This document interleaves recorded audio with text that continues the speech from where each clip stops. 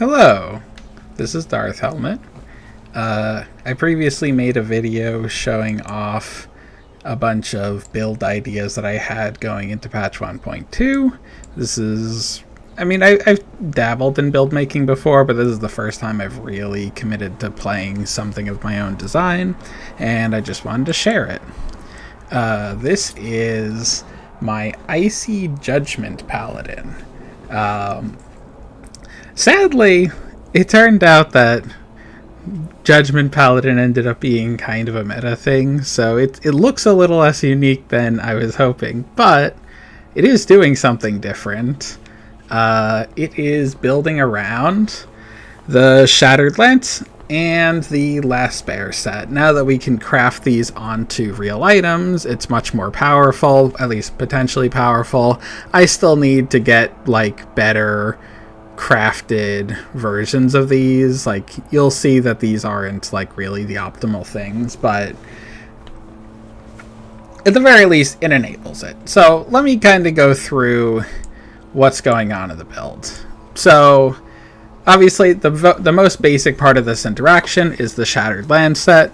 5% increased melee cold damage per 10 health regen up to 1500%. So we are trying to stack health regen as much as possible. Well, another set that works perfectly with this is the Last Bear set.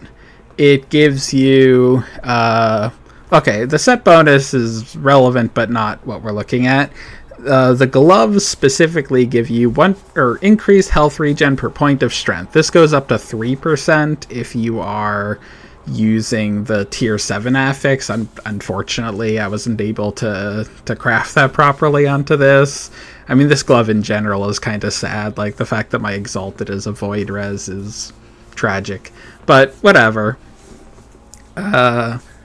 So we're going to be stacking strength to get health regen. Of course, we also get endurance threshold per strength, so that's pretty nice. My endurance threshold is covering half my health bar. When I had less health, it was covering 2/3 of my health bar. It was pretty cool.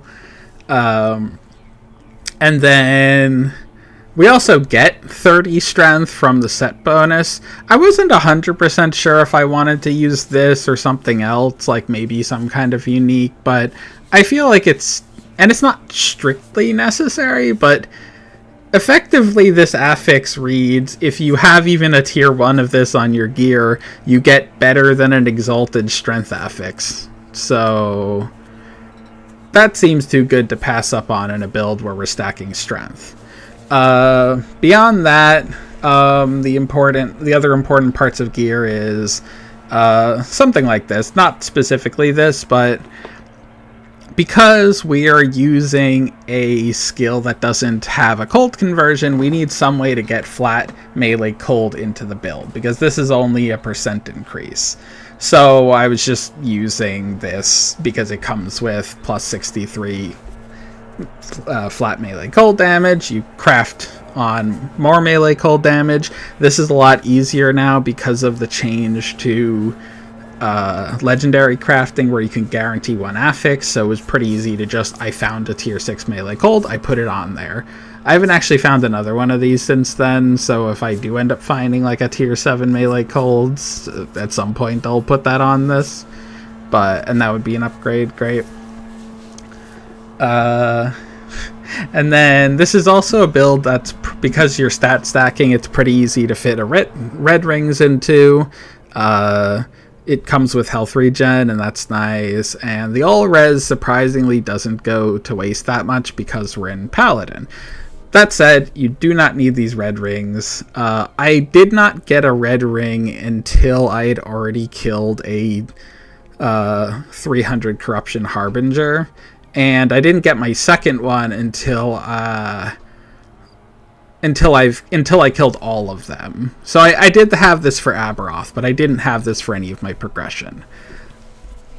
Beyond that, the other gear is a bit less important. You just want to be trying to get strength, attunement, which we'll talk about, health regen, that kind of stuff.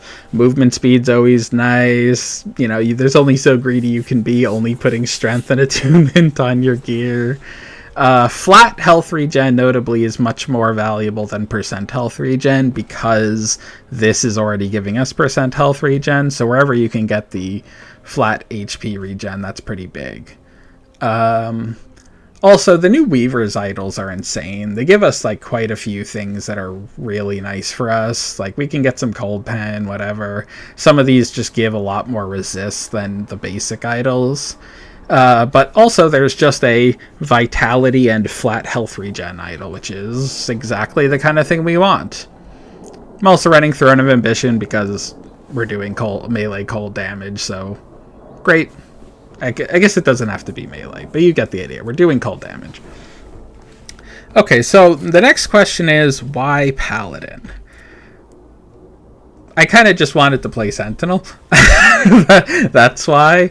But there's more of a justification for this than that. You can actually get a surprising amount of regen in Paladin. So obviously, just baseline here, you get some health regen. It's percent, but whatever, it's something. I haven't actually gotten to this yet, but I think I'm gonna put some more points in Forge Guard to get this health regen. Maybe the passive tree is really up in the air, just because I'm pretty bad at figuring this kind of stuff out. So all sorts of optimizations you can do. I've been like respecking and moving things around as I've been feeling out how the character plays and what I need. But this could probably change depending on someone being smarter than me or having different needs based on their gear or whatever. Like for instance, I ended up taking this and this just because I was starting to get stunned a lot, so... Also, you need dual wielding so that we can get the extra flat cold damage. I really wanted this build to have a shield, but you need the flat melee cold damage or you're going to have a bad time. As it is, our damage is okay. It's not bad. It's not as bad as I thought it was going to be, but it's okay. Okay, so, alright, so then Paladin obviously is the biggest thing. Holy Icon, we get flat health regen for the thresholds. Faith Armor, we get flat health regen and we get increased health regen per attunement.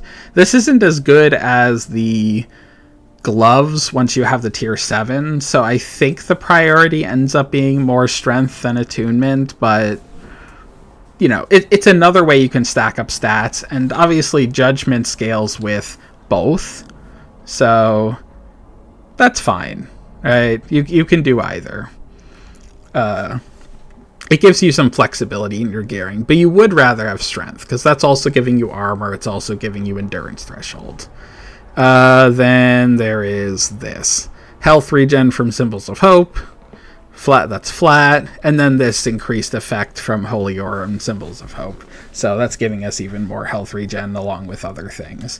Some other nice things going on.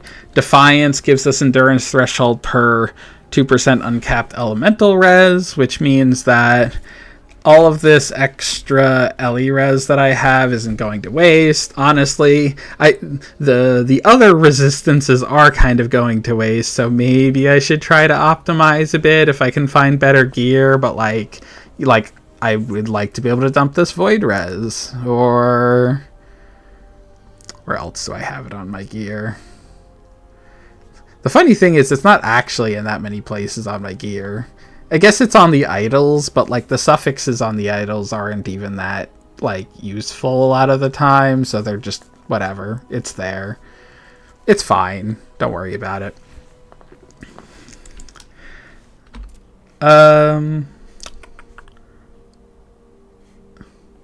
all right. So skills. The key skill here is Judgment.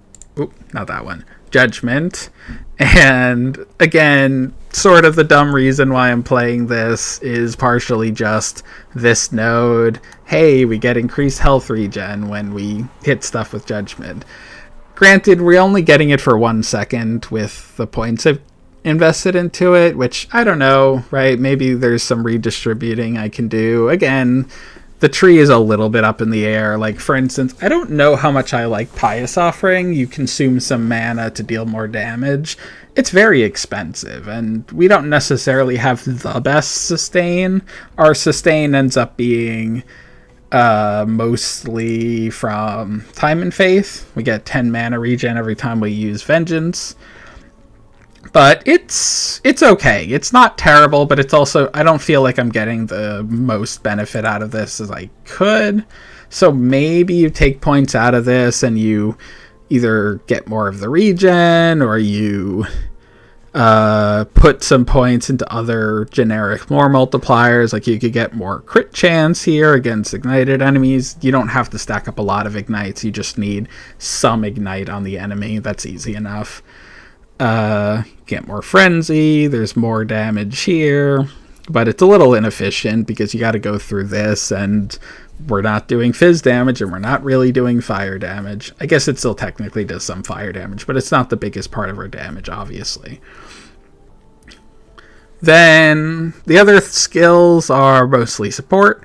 Holy Aura is really nice. It gives us resistances and increased damage.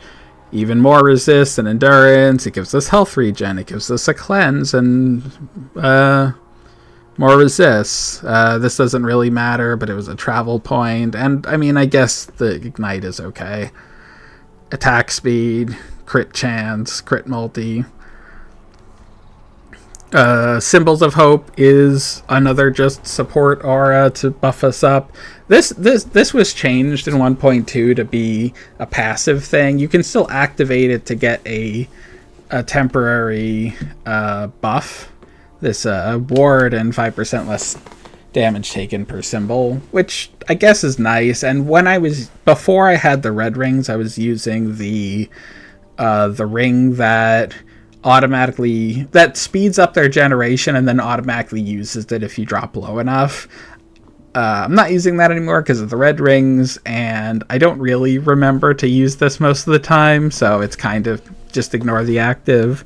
But who knows, maybe I should be using it more. But I do lose like the health regen and stuff when I use this, so you know, I mean, it might still be better, but then we're losing part of the build, you know? So we get extra damage, we get extra crit, the mana regen's there. This doubles the health regen we get. Cool. The rest is fine. Vengeance is our choice of mana generator, just because... okay, 2 reasons. One, we can convert it to fire, which is important for...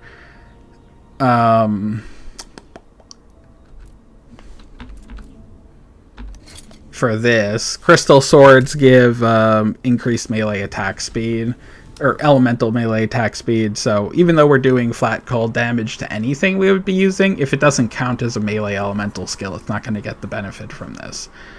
Plus, more importantly, similarly importantly, Throne of Ambition. We couldn't really easily stack Throne of Ambition just using Judgment, so having our spammable attack be fire is important. Aside from that, though, it's mostly just there to refill your mana and give you a little bit of support. It comes with a global more damage multiplier, so that's nice. The riposte, let you take a bit less damage. Yada yada. You get a little frailty chance, a little armor shred. Yeah, it's mostly not here for doing our damage. If we got extra points, it might be nice to get the increased armor shred effect, more armor shred, and the increased armor shred effect. But beyond that, we're not that worried about this tree beyond just its ability to gain mana for us. The attack speed's obviously important for getting that mana back faster. The last skill point is the last skill is like, I don't know. I feel like there's a few things you could put here. I'm using Healing Hands just because it's simple. It's free with Cleric's Hammer. We just get this for free, basically, when we're attacking stuff. And then we turn it into a melee attack. So it's just another attack that is getting our melee cold damage. It's not got crazy multipliers on it. I guess it's got this 48% more here, but I don't think it really has any anywhere else. I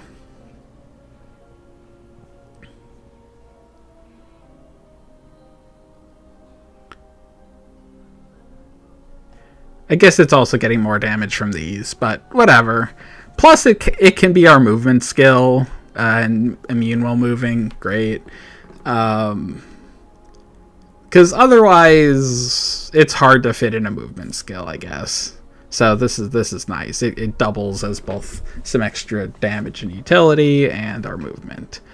Other alternatives that I've considered or had someone point out to me. Javelin comes with this Sacred Forge. Your next Judgment deals more damage. Cool. It's a little bit more like involved than I'd like necessarily. So like we'd be having to like Judgment or Javelin, Judgment, use our Vengeance to get mana back, Javelin, Judgment. Although this perfect setup also reduces the mana cost, so like it might, if we got rid of the Pious Offering stuff, maybe it's just less of a mana attack. Maybe we don't end up having to use Vengeance as much, I don't know. The other thing I had considered is you can make Judgment cast Smites, and then Smite has, guess what? Health regen. So we don't care about the damage, but it can give you more health regen. It can also give you some other stuff like blind chance and attack speed. It'd be another support skill. Whether or not that'd be worth it and having to take those points in Judgment, I don't know, but it probably isn't, but whatever. Notably, the nice thing with Healing Hands is it also just makes your trash clearing a bit nicer. Like when you don't, there are a lot of lower health mobs that you don't need to really Judgment in order to kill. You just slap them a few times, in between Vengeance and Healing Hands getting all of your cold damage, it's enough. And that's it for the skills and passives. I will link my current character in the description, but oh yeah, I guess I'll just show the stats. We're sitting here, this is with our buffs up. We have 2600 health, 1747 health regen. So more than half of my health is being regenerated every second. We get 80% armor, and that goes up if we when we're attacking because of Throne of Ambition. Not by much, because we're already really high up in armor. And that gives Judgment 94,000 DPS, unbuffed. Like, once we're attacking things, this goes up as well. And Endurance Threshold. I also have too much Endurance. I don't know where that's all coming from, but ideally I'd get rid of it. I think, yeah, this has Endurance unnecessarily. Whatever. It's been weirdly hard to find a relic. I would also really like a plus levels to Judgment, because that does seem like it would get a lot more damage. Oh yeah, wait, one last thing. One of the other things I considered with Judgment is there are these nodes that are more like generic more multipliers, but with conditions. So like, this is only high health enemies, this is only rares and bosses, so maybe that would be fine. Like, maybe the high health enemies we hopefully kill in one, the trash mobs we hopefully kill in one hit, and then the bosses is where we really need the damage. But I don't know, it's less generic than Pious Offering, but maybe Pious Offering isn't giving us enough for that to be worth it. Oh yeah, and then Endurance Threshold, it's covering like half my health. I have 13, 18. Oh, and I guess lastly, just substitutes, because obviously this is really expensive. So like I said, the ring that does the Symbols of Hope stuff is great. Funny enough, I was using Crab Ring for a really long time because it just gives a lot of stats. It gives all stats. It gives more vitality. It gives flat health regen. The swiftness sort of makes up for not having an evade, but I also just really don't like not having evade, but you can use it. It gives you a lot of the things you like. Also, I was using the actual last bear like items up until I got to the level 85 bases. Was that a good idea?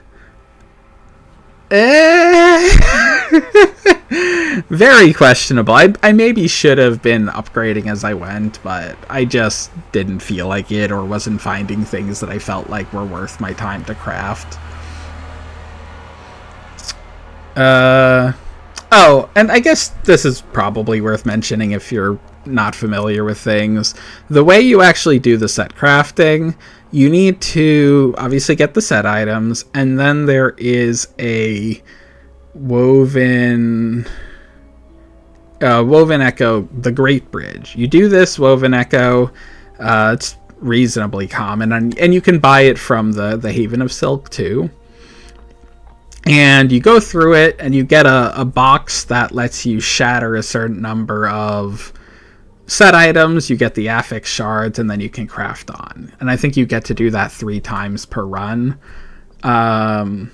Notably, one of the things you can do with the set crafting is you don't necessarily have to spend a lot of the shards, because you can use Runes of Havoc. If you want to try to... The 2 possible ways you can go with the set affixes. One is you just seal it, so that...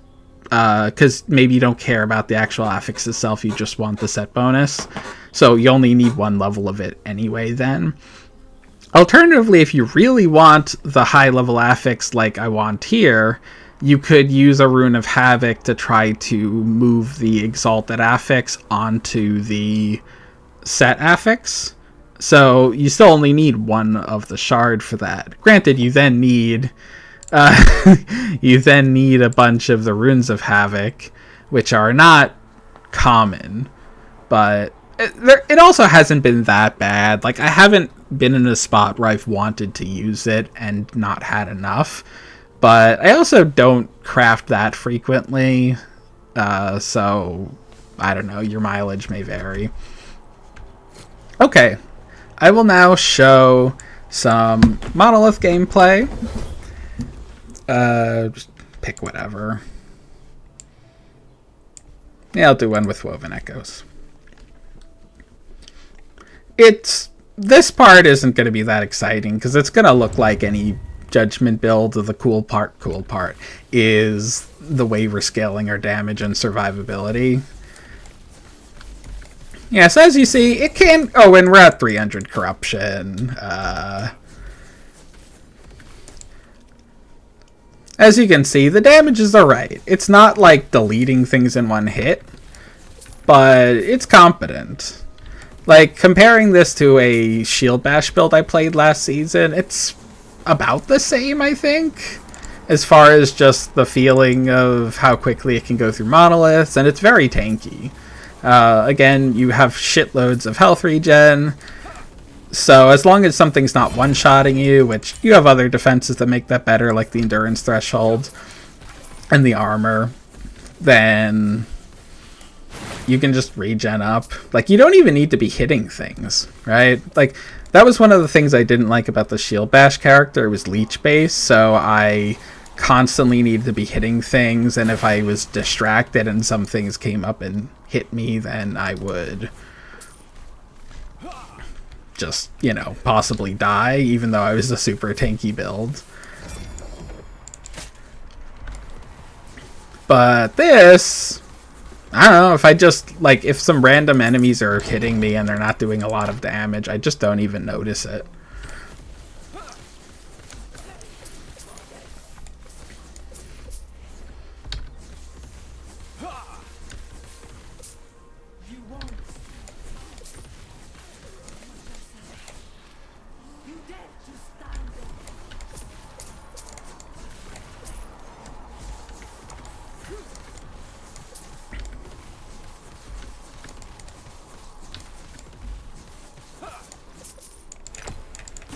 Nemesis. Honestly, there's nothing I want to empower right now for current builds, but I'll just throw something in there. Just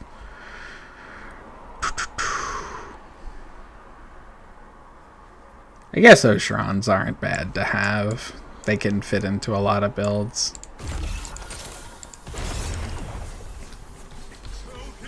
I was actually kind of sad. So I got weirdly lucky yesterday and hit 5 red rings. Meanwhile, up until this point, I've only ever had 1. And I think the thing that contributed to this was actually the Weaver tree. You can imprint the red rings and get more drops. We'll see if I randomly get one now. I don't know how, if that was a really anomalous event, or if, you know, or if I'm going to be drowning in red rings soon.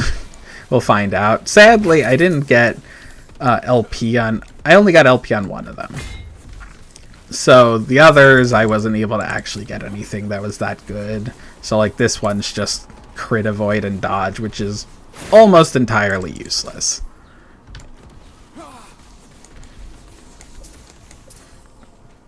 Also, I could look at that, I could look at the Weaver tree while I was in the Monolith because of my health regen. It's very nice. If you're looking for a build where you're just, it's like kind of just comfortable to play because you don't have to worry that much about stuff killing you, like being alert all the time, this is great. Obviously, it's still kind of work to actually play the builds, because you gotta hit things, and then you gotta use your Judgement, use Holy Aura whenever, just to get the boost. The rotation itself should be pretty self-evident. You Judgment things when you have mana, you Vengeance when you don't have mana.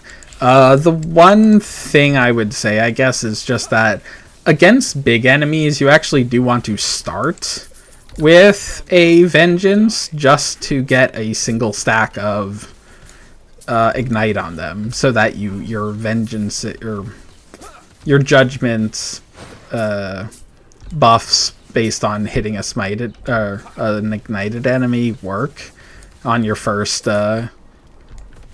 Judgment. Granted, Judgment also can ignite things, but just it won't, you know, it won't benefit from it on the first one if you haven't already applied it.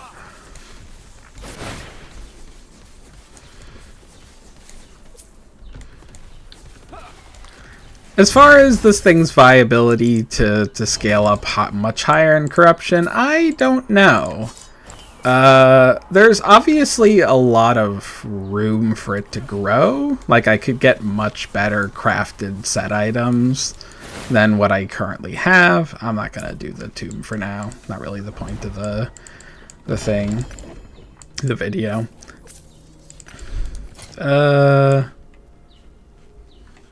Yes. No. Nah. These can get shattered. Oh, that's tier 7 strength. Or tier 7 with move speed and strength. I could havoc that if I wanted to. Not for now, but I'll save it for another build maybe. Okay, alright. I'm not going to do another echo. The other thing Actually, I'm curious. How does this work? Can you use... Oh, yeah, that works. Okay, I'm going to show you an Aberoth. I will say, so last night I killed Aberoth on my first try with this character. I wasn't expecting that because before, when I've played on my Shield Bash character, I really struggled. Granted, I then before the patch played a Warlock build and just to see it, and that was completely busted. I beat it on my first try.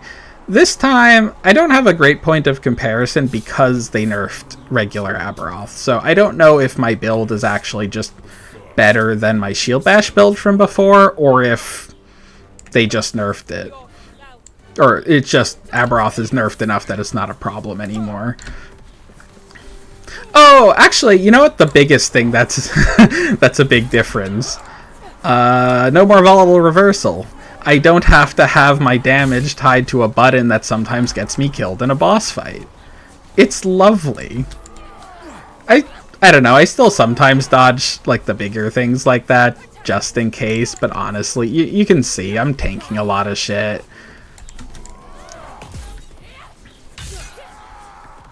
Like that big slam was fine. I think I could probably also survive the shadow clones, but I don't want to risk it. Also, hopefully I don't die here because I wasn't paying as much attention because I'm trying to record the video. That would be embarrassing, but I mean, you're getting the idea here. We're pretty tanky. We don't like instantly delete them, but we kill them fast enough that it's not torture. Actually, my shield bash character could also just straight up face tank everything in this phase, but it was torturously slow. This was much better by comparison, but again, maybe it's just because they nerfed it. Alright, phase 2. Or I sometimes call that phase 0, and then this is phase 1, but up to you. Obviously you want to,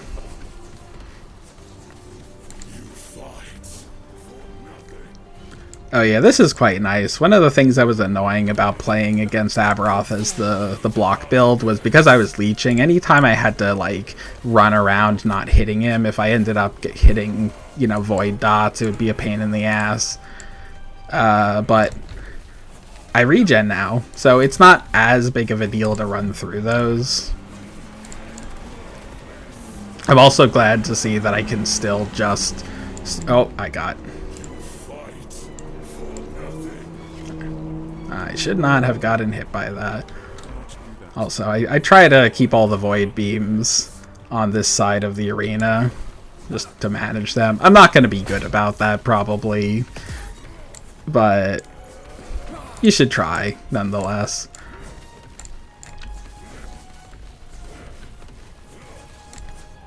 I think it's about to do another void beam.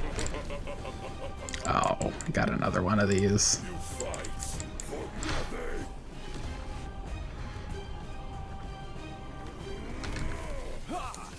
When did I get hit by another void ball? Whatever. Alright, we should be getting phase 2 very soon. Oh, there's another void beam. You can... Okay, got hit by it anyway.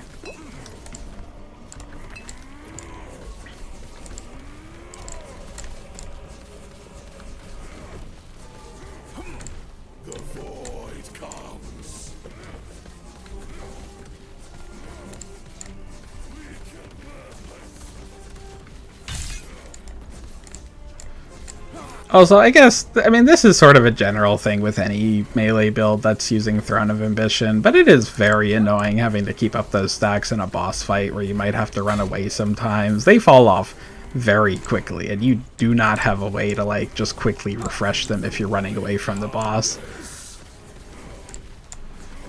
Oh.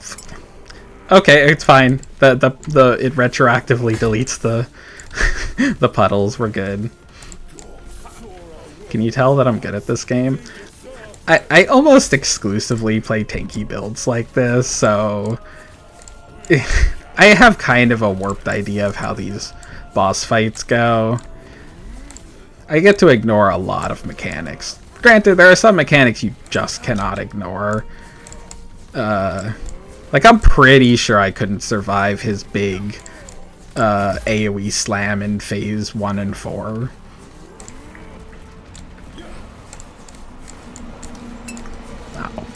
Again. Also, maybe I shouldn't be in the cold area, but again, I'm trying to just stay in here for the void beams. But maybe I should, like, be not in here, and then I don't know. Also, I missed an opportunity to delete the... Oh my god. It's fine. It's on the top of the arena.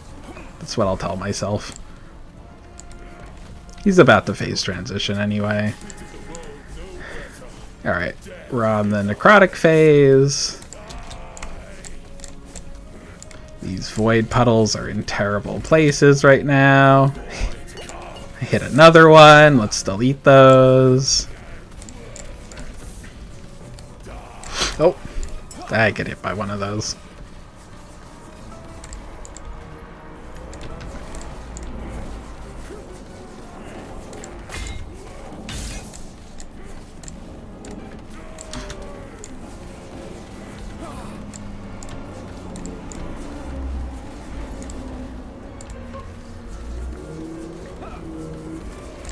Oh, alright. We're getting really sloppy with the void beams.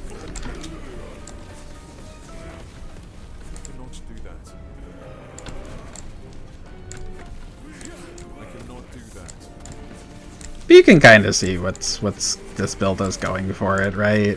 I might not be the fastest at killing him, but there is not a lot in this that actually threatens me. I do kind of need to get him.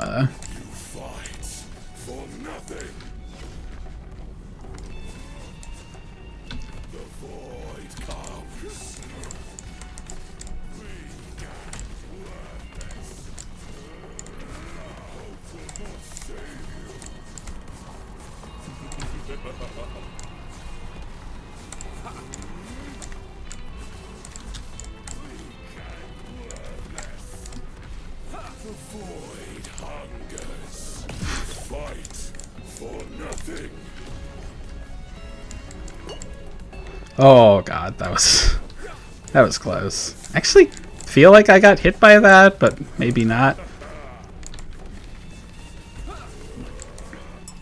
Another problem with this build, I don't have a reasonable way to get culling into the build. So ends of boss fights go on for a bit longer than they probably should.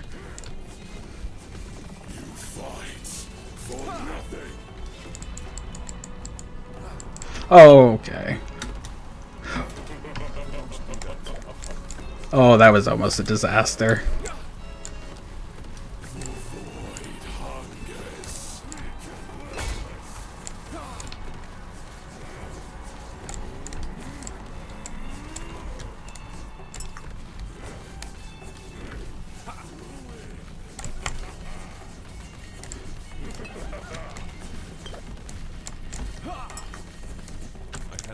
Okay, yeah, I think a lot of this is just them nerfing it. I would not have survived that in the last patch, I think.